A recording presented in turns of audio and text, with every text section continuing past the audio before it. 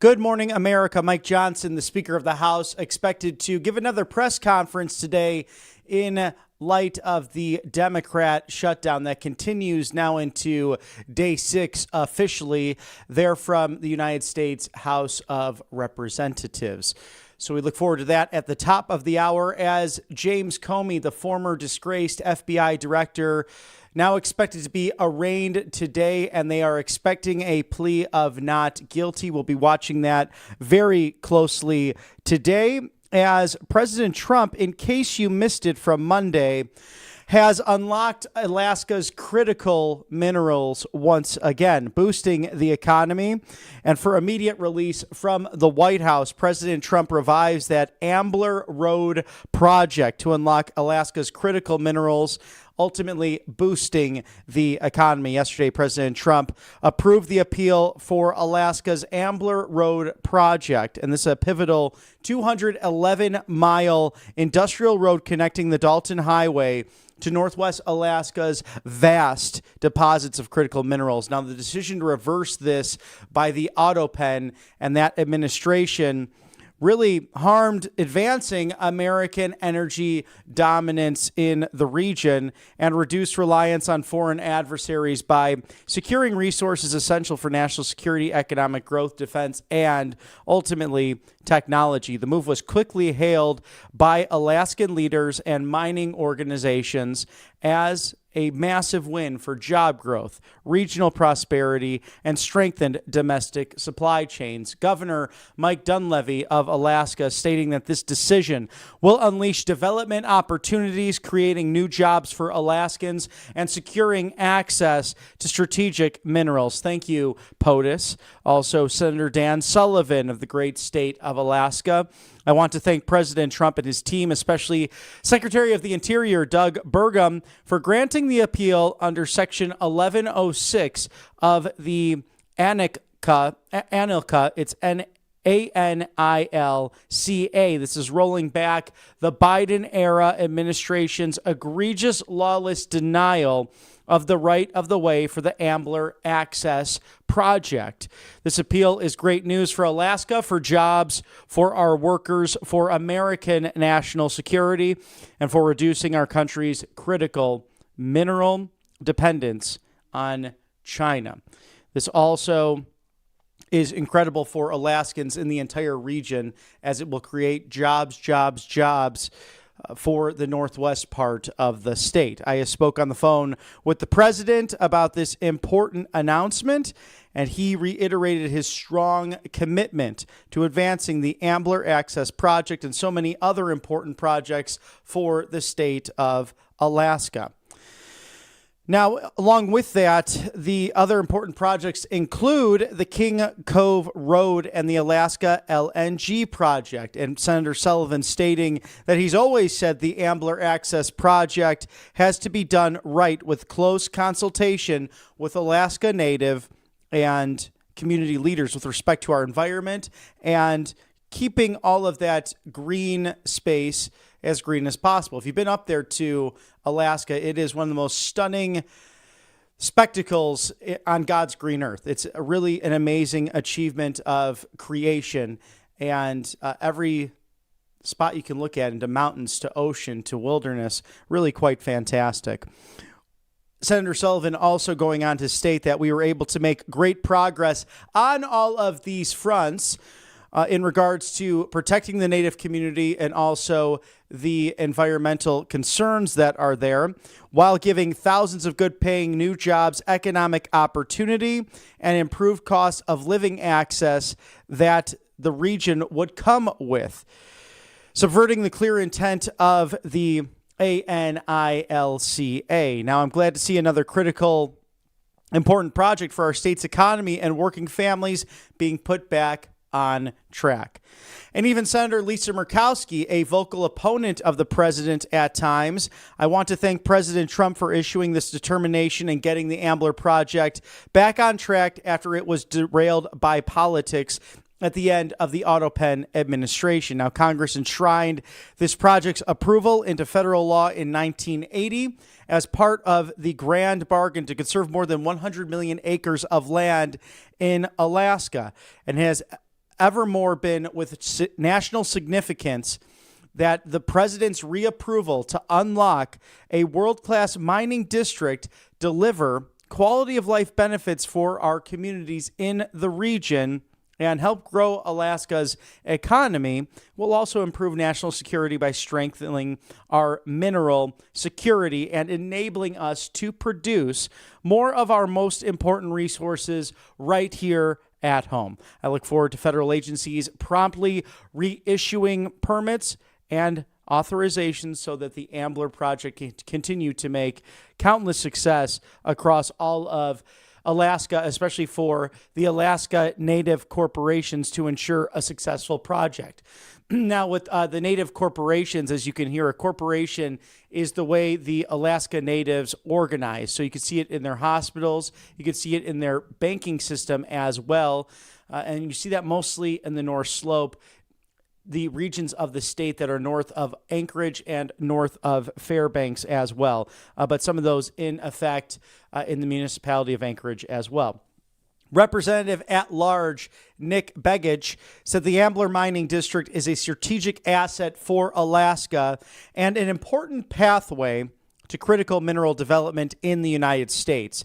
Now, Congressman Begich also said by advancing this access, we are creating new opportunities for Alaskans while strengthening America's supply chain and reducing dependence on foreign adversaries for our critical mineral needs. I applaud the president's decision to support this appeal, and I look forward to working with the administration, state leaders, and the Alaska Native communities to ensure the projects move forward in a way that benefits all Alaskans. So from the Miners Association to the Metals Managing Director Caleb Froelich, all are thanking President Trump on this critical change in domestic policy for the United States that actually really does affect national security and also foreign policy when it comes to our ability for mining and minerals, also for natural oil, gas, and all of those needs to power our country. If you can remember, when the Keystone Pipeline was canceled by the Biden administration, the former communist governor of Canada, Justin Trudeau, was on his knees begging then President Biden, please, please, please make sure this remains open for Canadian jobs. But in turn, the Autopen authorized Nord Stream 2, which then had the Germans really at the mercy of the Russians when it came to natural gas and oil. And part of the reason why the Russian President Vladimir Putin had the gall to invade Ukraine, because he was really creating a power apparatus along Eastern Europe and controlling Germany, all while Germany was complaining about that. It's rather ironic given the fact that they were at the mercy of their oil and gas pipeline. So you have to ask that about the Autopen administration, if they cared about green energy, if they really wanted natural alternatives to oil and gas, which are very natural in and of themselves. And for a country the size of ours, with over roughly 350 million people living here, and with how large we are from sea to shining sea, you have to power the United States through gas and oil. There's no question about that. And I'm sure the good Speaker of the House would agree with that statement.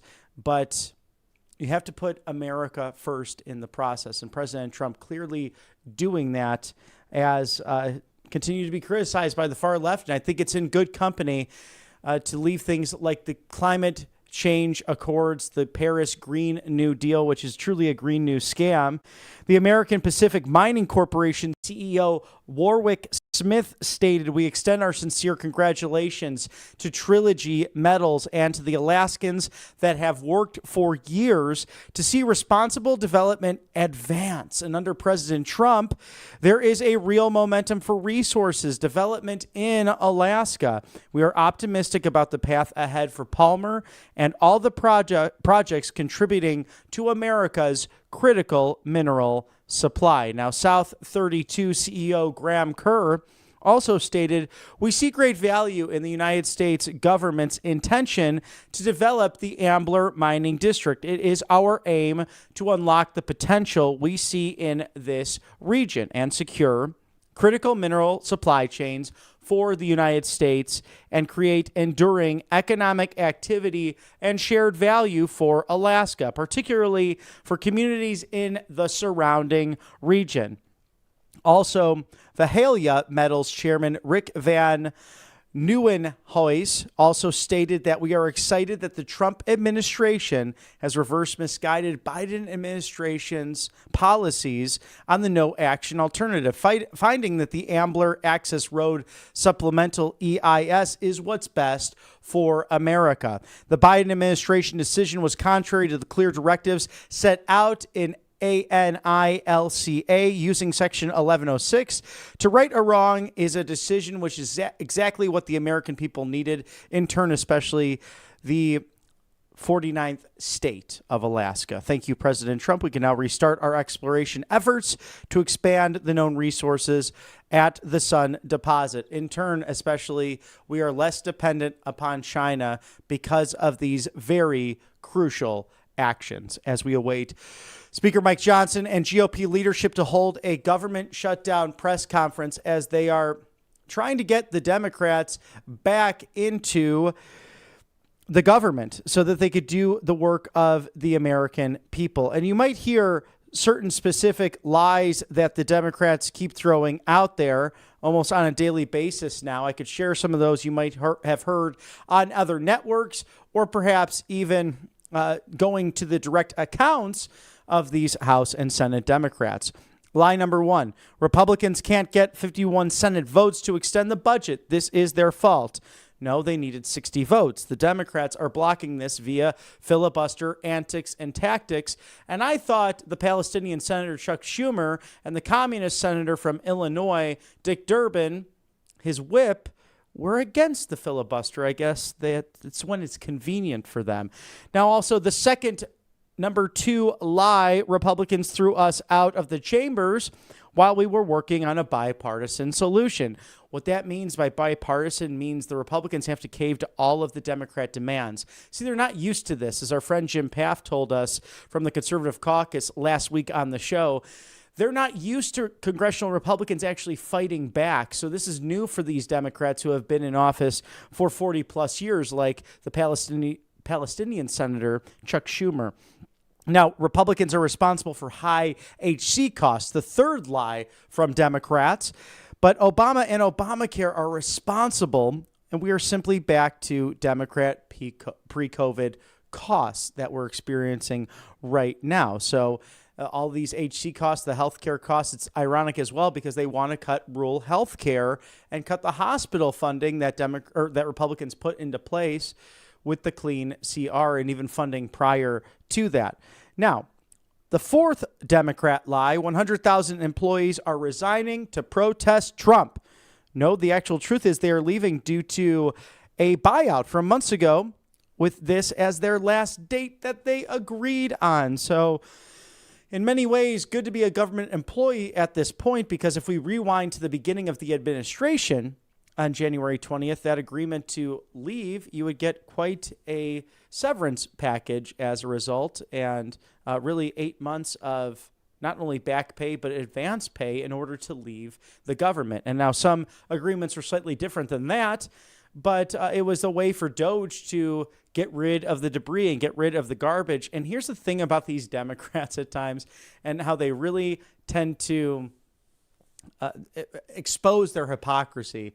The fact that they now will allow for this Doge 2.0 in a sense. The Republicans can look throughout the government once again and see where there's still waste, fraud, and abuse occurring on a near daily basis and fix that, right those wrongs for the American people as a result of this government shutdown. But there's a sad side to it as well. The fact that you have TSA agents going to work that are having to work without pay right now. What about our ICE agents and the law enforcement who are up against tyrannical regimes and foreign terrorist organizations such as the border cartels at MS-13 and Tren de Aragua? Something that will highlight later on in the Voice of Reason tomorrow night, the fact that presidents have used the National Guard. Governors have helped authorize that over the course of American history. In fact, the National Guard, I want to say at least 15 times between 1877 and 2021 have been to the city of Chicago for one reason or another. So we'll layer and divulge all of that in the coming days here on Right Side Broadcasting Network, as it's 10 o'clock Eastern and 7 o'clock on the Golden West Coast. Good morning, America. I'm Robert McNeely here with you at Right Side Broadcasting Network's live desk. Speaker Mike Johnson, GOP leadership to hold yet another government shutdown press conference in the midst of what Chuck Schumer, the Palestinian senator who is occupying New York, and his minority leader in the House, Hakeem Jeffries, also of New York City, really bending to their far left because they're worried about AOC challenging Chuck Schumer, who has been in office since 1981, someone who was always a fan of President Trump until it was inconvenient politically, and also the fact that they want to fund illegal alien health care, all brought by you, the good taxpayers of the United States of America. They want you to fund all of that. So they are the antithesis to the America First movement and have chosen to hold the government hostage as a result.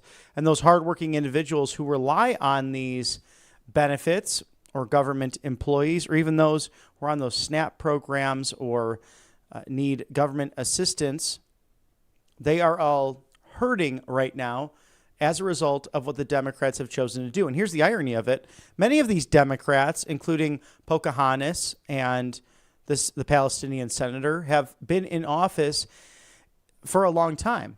And since 2012 and 2013, when we faced shutdowns in the past, when Barack Hussein Obama was president of the United States, they wanted to keep the government open. They said it would be immature and improper to close the government while negotiations are going on with the other side. So back then, they were opposed to it, but now they seem like they want to hold the American people hostage as a result of all this. And it's really quite shameful. I think the biggest lie out of all of the ones that I shared with you just earlier, the fact that they said they're waiting on meetings, or it's news to them that they haven't received phone calls from the President of the United States, when you could see either by camera or footage from Pebble Beach and the press pool outside of the White House that, yes, they were there last week. And yes, they continue to play games with the American people and with their Republican colleagues. So it's an amazing smoke and mirrors narrative that only Saul Alinsky could have provided. So let's go to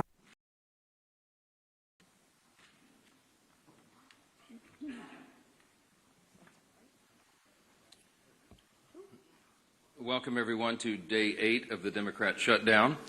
As is our custom now, we'll come out every morning and give you an update on where things stand.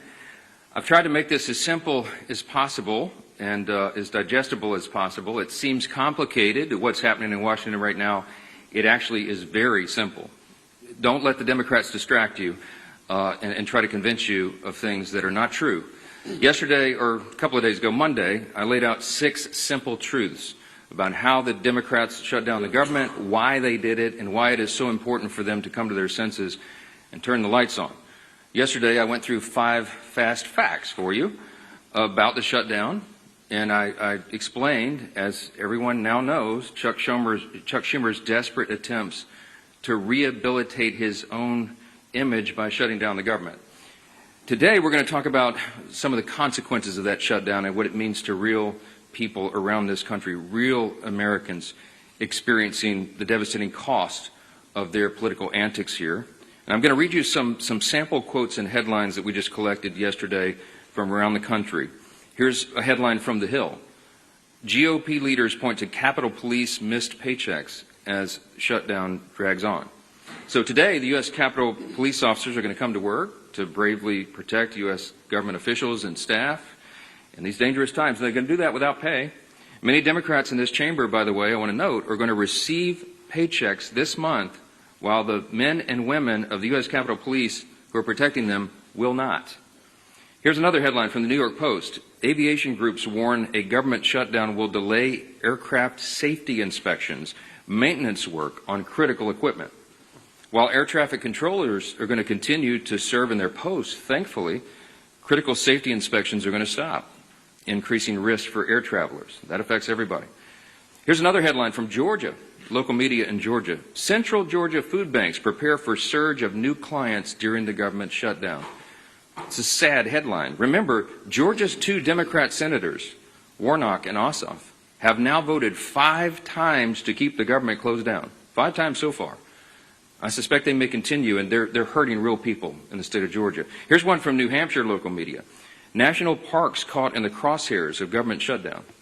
Let me point out that both senators from New Hampshire, Senators Shaheen and Hassan, have repeatedly voted to keep the government closed, and New Hampshire's national park sites closed by extension. How about New Jersey? Here's a headline yesterday. Hospital at-home telehealth programs on hold amid government shutdown. You got 2 Democrat senators in New Jersey, Andy Kim and Cory Booker, and they have repeatedly voted against funding these programs, which New Jerseyans rely upon daily. Here's one from Michigan. Michigan nonprofit leaders said a shutdown would be at best disruptive and at worst potentially devastating for local communities. There are 2 Democrat senators in Michigan, Gary Peters and Alyssa Slotkin, and they have voted now 5 times to enable this devastation upon their communities. One more, I could do this all day. Here's one more from CBS News. Government shutdown fears have Colorado food banks bracing for potential new visitors. You guessed it, 2 Democrat senators from Colorado, Michael Bennet and John Hickenlooper. They keep voting over and over to keep the government closed. Democrats claim they want to negotiate, but that is already happening in a bipartisan, bicameral fashion. And we brought in the chairman of the House Appropriations Committee this morning, Tom Cole, who can talk more about that. But I just want to say this as I yield to Mr. Cole, and then you'll hear from the rest of the leaders, and I'll take some questions. There is one sad and inescapable fact that no one can forget here. This shutdown is nothing more than political cover for Chuck Schumer and the Democrats. They are worried about the Marxist flanked in their Democrat Party. The Marxists are about to elect a mayor in New York City. That's Chuck Schumer's state, and he's terrified that he's going to get a challenge from his far left. I've noted that Chuck Schumer is a very far left politician, but he is not far enough left for the communists, and they're coming for him. And so he has to put up his dukes and show a fight. So they picked a fight on something that's not even related at all to the shutdown and the funding that we should have gotten done by the end of September. We just need a stopgap measure to give us a little more time to get the job of Congress done. They refuse to do it because they're playing politics, and real Americans are paying the price for it. But let me introduce Chairman Cole, and he can tell you about some of these discussions that have been going on. Mr. Cole. Thank you very much, Mr. Speaker. Usually when I follow the Speaker, I usually think I should just say what he said and excuse myself right away.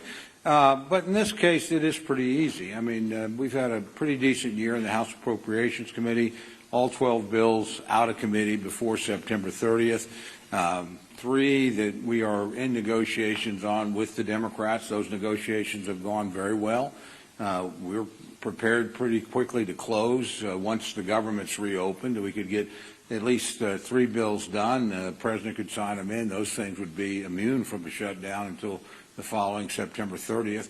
Then we'd pick another group of 3 or 4 bills and then we would do in cooperation with our Democratic colleagues and start working on that. So the process, honestly, was moving along pretty well. And then we had unrelated demands, obviously related to repealing work the Congress had already done on Medicaid, and then these new discussions on subsidies. And I do want to point out, at least the bill we have right now in front of us doesn't even go till December 31st. I mean, these actions would still, we could do this work and still have time to turn around, as the President and our leadership has pointed out in both chambers, and sit down and talk about these other issues. But it's hard to do much when the negotiations aren't happening simply because the government is shut down. So again, we're prepared to work. I've got very talented counterparts on the Democratic side. They're good negotiators. We've negotiated a lot of labor issue bills together between Patty Murray, Rosa DeLauro, and myself, and obviously Susan Collins is one of the best legislators in the building. So it's not like we were going to have a hard time, I think, finding common ground, but you do have to restore the government for that to happen. Democrats are not likely to move bills while they've got the government shut down, because it suggests that absent that, we would be moving through the process as normal, and frankly, in a much better shape than we've been in recent years. So again, I'm just hoping this move paid, make sure that every air traffic controller is paid, make sure that the American people don't lose any services. So we're prepared to do that.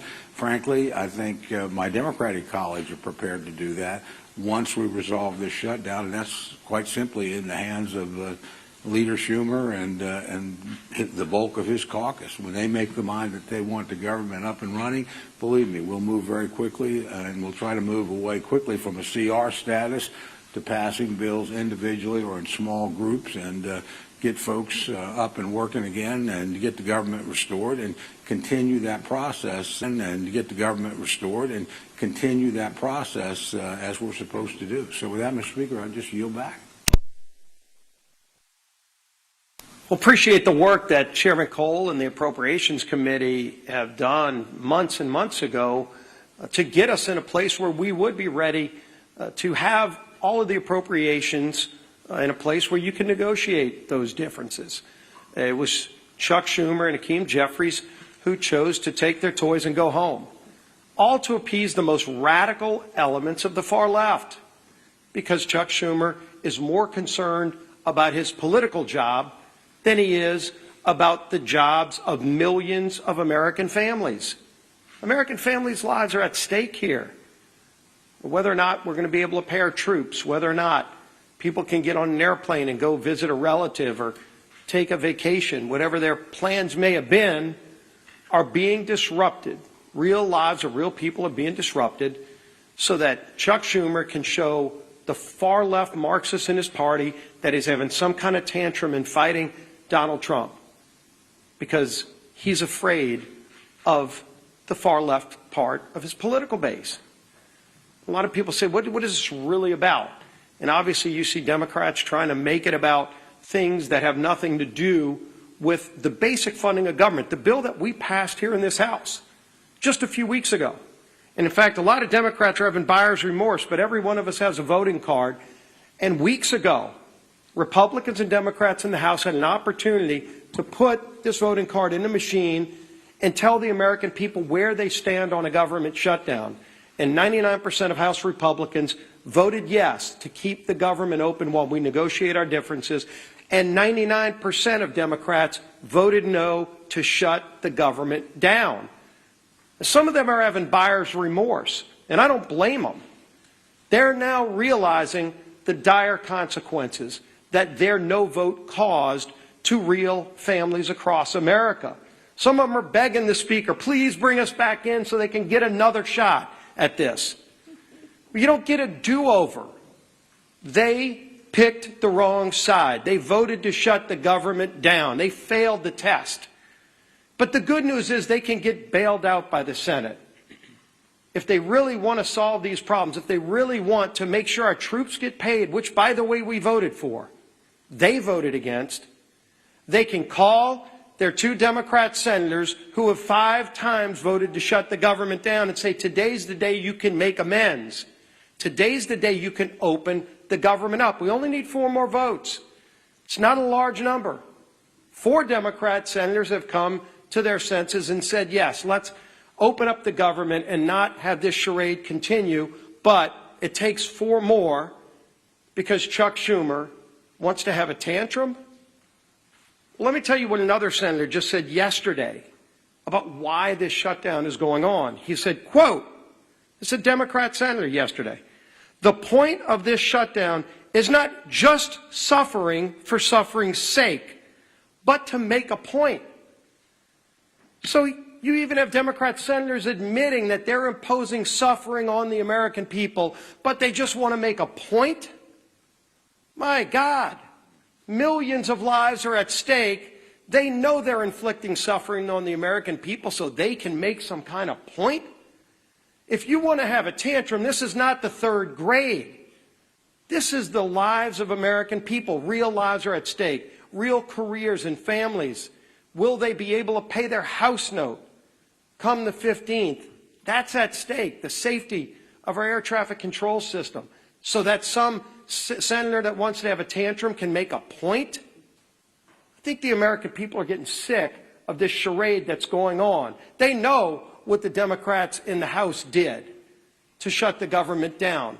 But they also know that just 4 senators doing the right thing can turn this around and open the government back up again. And yes, we have big differences on a lot of things that we need to be negotiating on. All those bills that Chairman Cole and his appropriators sent out of committee, you can't have those negotiations while you're in a shutdown.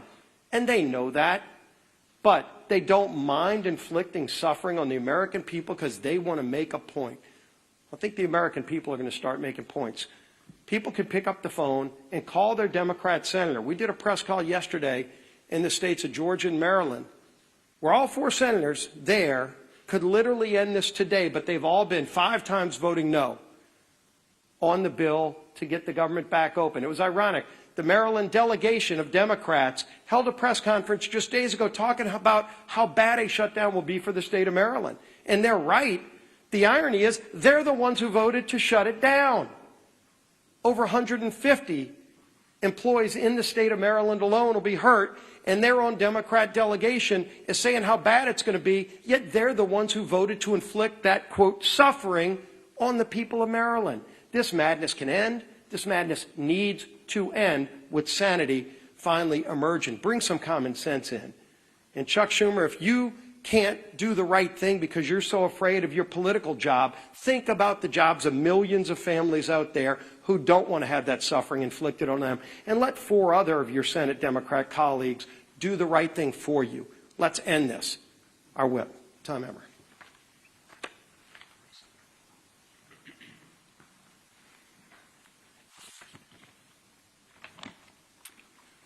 Eight days. We are now 8 days into the Democrats' shutdown. 8 days that our troops are not getting paid. Border Patrol agents are going without mission-critical funding. Federal workers are being forced to figure out how they're going to put food on the table for their families. All because Democrats would rather hold the American people hostage to appease their radical base than to pass our clean, nonpartisan government funding bill. As of this morning, Senate Democrats have had 5 opportunities to get the government up and running again for the people they were elected to serve.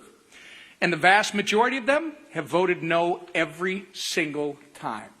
Their obstruction is not only a slap in the face to hardworking Americans whose livelihoods are being put at risk due to the Democrats' shutdown, it's also a slap in the face to the constituents who fund their salaries with the expectation that they fulfill their basic constitutional responsibilities.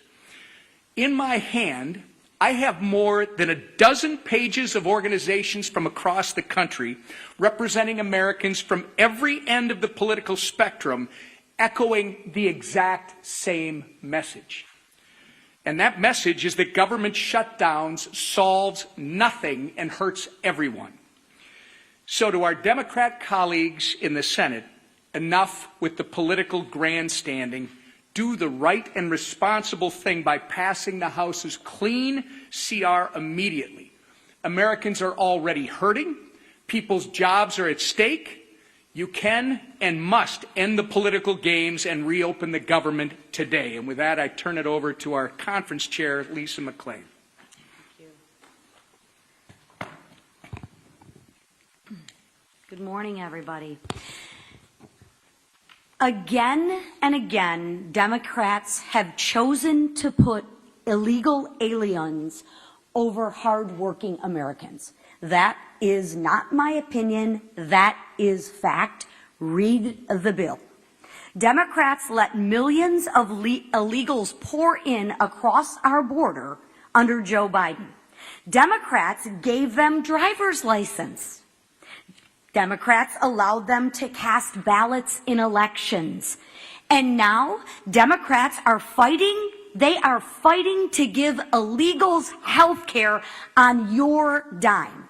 Democrats want to take money out of your pockets and give them to illegal aliens so they can get government benefits. These aren't my opinions.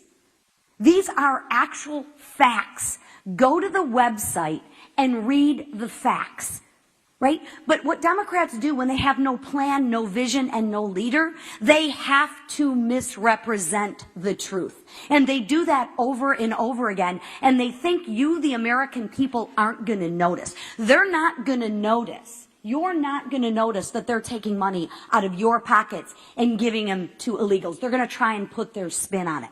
But I challenge you, go to the website and read it for yourself. When Democrats have the choice between standing up for American people or catering to the illegal aliens, what do? They choose illegals every single time. Time and time again. And that's exactly what they're doing again in this government shutdown fight. Democrats are putting illegals above American citizens. So I ask the Democrats, how long will it take you to put Americans first in this funding fight? I ask our senators, Senator Peters and Slotkin, when are you going to put the American people first? The people that elected you to represent them. How many times will you vote against our troops? I ask Senator Peters and Senator Slotkin, how many times are you going to vote not to pay our troops? How many times will you vote against moms and babies who rely on WIC? Against flood insurance? How many times will you vote to put illegals first and Americans last? The answer to that question is as long as the radical base keeps calling the shots. My two senators are pandering to their radical base as well. Republicans, however, are actually putting Americans first every single day. And why? Because that's our job. That's our duty. And quite frankly, that is our responsibility. And I call on the Democrats, especially the two Democrats from my state, Senator Peters and Senator Slotkins, please put the American people who you represent first. We'll take a few questions. Yes, ma'am. Speaker Johnson, thank you. Do you agree that the mayor of Chicago and the governor of Illinois should be in prison? Should they be in prison? Should the mayor of Chicago and the governor of Illinois be in prison? I'm not the attorney general. I'm the Speaker of the House, and I'm trying to manage the chaos here. I'm not following the day-to-day on that. I do know that they've resisted the introduction of, or the offering of National Guard troops in Chicago, which is a terribly dangerous city and has been destroyed in the process of being destroyed under liberal Democrat governance and their terrible policies. I would just cite for you in response Exhibit A, which is the District of Columbia. All of you were able to walk safely into the Capitol today, and you can park your cars blocks away and walk back to your cars, and you're not in fear of having your purse snatched or your car being jacked or being assaulted. And why is that? Because President Trump had enough of it. He's a strong leader in the Oval Office, and he used the resources that were available to him, the National Guard, to bring order to the chaos. The Democrat mayor of the District of Columbia ultimately said, thank you so much for the reinforcements, and you're all enjoying the spoils of good policy and return to the rule of law. If we could do that in the other major cities in the country where they're having terrible crime crises, that should be seen as a positive, and I think most Americans see it that way. If you're a resident of Chicago or New Orleans or one of these other Democrat-run cities, you've had enough. You're tired of your family walking in fear and not being able to enjoy their lives, and if President Trump can use the resources and do it in a lawful manner to allow National Guard troops to help bring order and restore the rule of law, that is something that is wildly popular with the American people. Now, if you have elected officials in some of these states who are committed to their radical, soft-on-crime ideology and defunding the police and all the things the Democrat Party championed for the last several years, and they want to stand by that, we encourage them to do so. We'll see what the people think about it. Yes, sir. Back row. Speaker Johnson, a lot of the free health care for illegal aliens that you've been talking about is care provided in emergency rooms, which are required by federal law to care for anybody, even if they can't pay, even if they're not a citizen. Do you think that that law should be changed? No. You're talking about EMTALA, which has been part of the law for most of my life. Emergency care is provided without question to anyone who comes in. If you're hemorrhaging and you show up in an emergency room, you get treated. That's something we all support. That's a very good law. We're in favor of it. You're cherry-picking a tiny subset of the issues. We put, and go to my, still on the website, speaker.gov, look at page 57, section 2141 of Chuck Schumer's counter-proposal CR that he filed. There's 6 categories of things that they would like to restore funding to, and it adds up to $192.8 billion, almost $200 billion of hardworking taxpayer funds that would go to support illegal aliens and other non-citizens. Now, with regard to EMTALA, are we saying change the law? No. But one of the things they're doing, and one of the things that Chuck Schumer is advocating for and has filed in the law and is using as a leverage point to keep the government shut down, is he literally wants to reimburse hospitals more money for treating illegal aliens than American citizens. Fact. Go look it up. Go look on the website. Don't take my word for it. We're not doing that. If you're a young, pregnant American citizen woman who shows up in an ER and you get treated and they pay the hospital less for treating you than some illegal rabble-rouser who came in from some, South American country to do us harm, that is wrong. The Republican Party stands for common sense. In the big, beautiful bill, we fix that. And Chuck Schumer wants to unwind it, and it is unconscionable to me that he's inflicting all this pain on American citizens so they can play games and try to appease the radical left base. That's what this is. Yes. Thank you, Mr. Speaker. 2 questions about federal worker pay. One, is it your understanding that federal workers will be repaid after this shutdown as part of current law? And 2, would you allow a UC, for example, for the military to ensure that they would be paid in the shutdown? Those are 2 questions. Federal workers, it's my understanding that the law is that they would be paid. There is some other legal analysis that's floating around. I have yet had time to dig into and read that. But it has always been the case, that is tradition, and I think it is statutory law that federal employees be paid, and that's my position. I think they should be. They should not be subjected to harm and financial dire straits because Chuck Schumer wants to play political games. With regard to paying the troops, I want everybody to listen to me very carefully. Hakeem Jeffries and the House Democrats, as Leader Scalise said so well, are clamoring to get back here and have another vote because some of them want to get on record and say they're for paying the troops. We already had that vote. It's called the CR. Every Republican and at least one Democrat had the common sense to say, of course we want the government to stay in operation. Of course we want to pay our troops and our air traffic controllers and our Border Patrol agents, TSA, and everybody else. We did have that vote. The House, I keep saying the House did its job. We did that almost 3 weeks ago. And every Democrat in the House except one voted against it. They voted that they did not want the troops to be paid. They did not want TSA agents to be paid. They did not want air traffic controllers, Border Patrol agents, and all the rest. They live with that vote. They made that decision. The House is done. The ball is now in the Senate's court. It does us no good to be here dithering on show votes. We did it. We sent the product over. It is clean. It is 24 pages in length. It's the most bare minimum that's necessary to keep the lights on for the people. And Chuck Schumer and 43 of his colleagues, Democrats, continue to do the wrong thing. We're not having it. Yes, ma'am. Thank you so much. Democrats continue to allege that the Republican-controlled Senate can change the rules to push through the shutdown impasse. Congresswoman Marjorie Taylor Greene is also now saying the same. Is there any validity to this, and what sort of precedent would that set for a future Democrat-controlled Senate? Well, I lead the House, but the Senate has its own rules. Some of them are arcane, and when you're in the minority, you don't like it a lot. The filibuster is a tradition over there that's been maintained by both parties whenever they've been in the majority for a long, long time, and they can make a very compelling case as to why that's true. Now, could you go nuclear and blow that all up and end the filibuster once and for all and allow everything for only majority party vote, 51 votes in the Senate? I mean, is it possible? Yes. Is it wise? You can have a lot of people who would tell you it's not. I mean, on the Republican side, I would be deeply concerned if the Democrats had a bare majority in the Senate right now.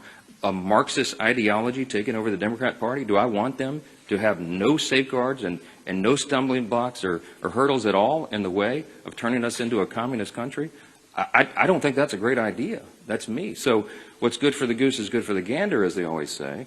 And there are some safeguards in the process that were built in a long, long time ago to prevent one party just running roughshod. Now, there's a big contrast between what I just said and the issue that is before us today. We're not asking Chuck Schumer and the Democrats to do anything different than what they've always done. We've shown you the highlight reel. Chuck Schumer gave impassioned speeches as recently as 7 months ago in March of this year. He said, we have to keep the government open. It would be dangerous and harmful to the American people. He said after the vote, he went on CNN and said, I'm proud of that vote. I didn't like it, but we had to do that. He was right then. He is not right now. We're not asking the Democrats to do anything heroic. We're asking them to do their basic duty and responsibility, as Chairwoman McClain said. Keep the government open. The first responsibility, I'm aggravated. The first responsibility of the government is to protect the people. And the people who are supposed to be protected are being completely cheated by Democrats in the Senate because they want to play politics. They hate Donald Trump. I mean, they have Trump derangement syndrome. It's very real. Listen to their own comments. And they have to show a fight at any cost. When does that cost become too high? In our view, it already has. They have another chance today to reopen the government, and we'll see if they do the right thing. I pray that they do, because real people are being affected by the games here, and they're sick of it. Thanks so much.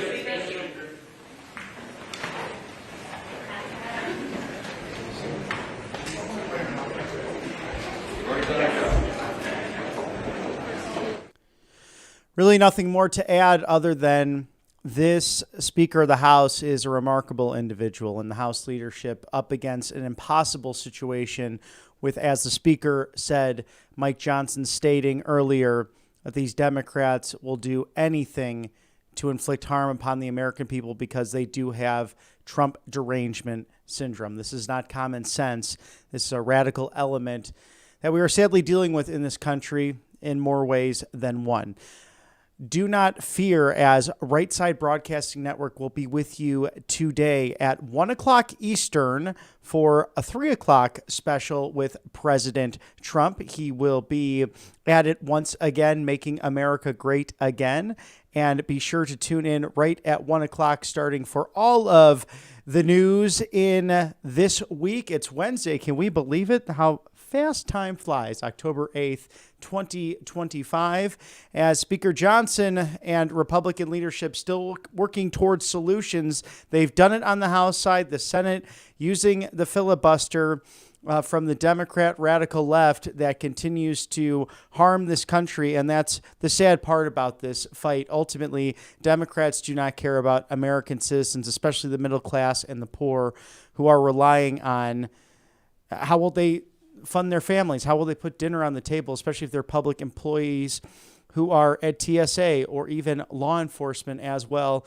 In many cases, those jobs can be quite dangerous, and to do them without pay, just unbelievable. But another thing that the leadership in Illinois and California and New York should pay attention to with their big cities, as Speaker Johnson said to the press, you could park blocks from the Capitol and you don't have to worry about being mugged because President Trump using the National Guard to make that city safe again. And Mayor Muriel Bowser, a big fan of it as a result of making America safe. So it's 10:35 on the East Coast, 7:35 on the West Coast. Thank you for joining us for morning coverage. Stick with us again this afternoon. We're back at it 1 o'clock Eastern. For all of my colleagues here at Right Side Broadcasting Network, I'm Robert McNeely. Tune in then, and we'll see you in a few moments. Grab some brunch. Talk to you soon.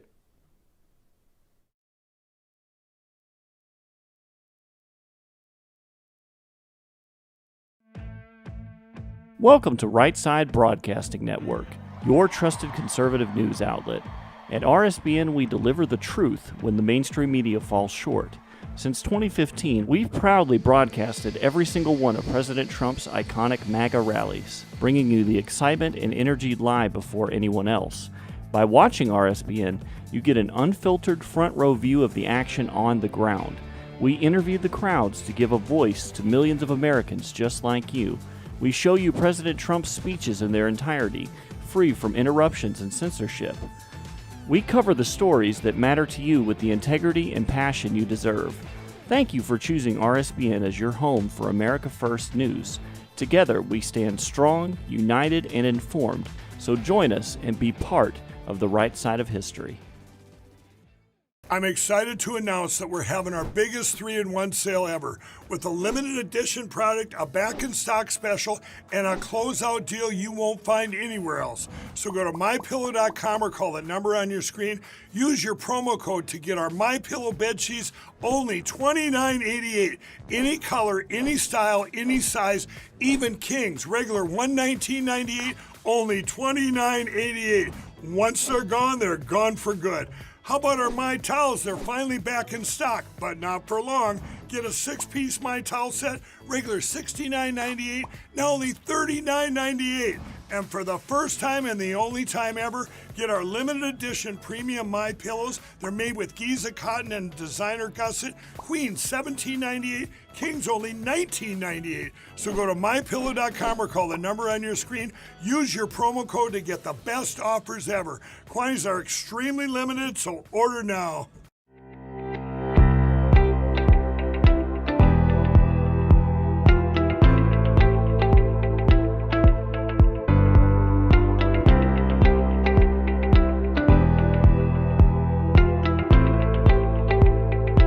Every once in a while, something big happens, something that changes everything.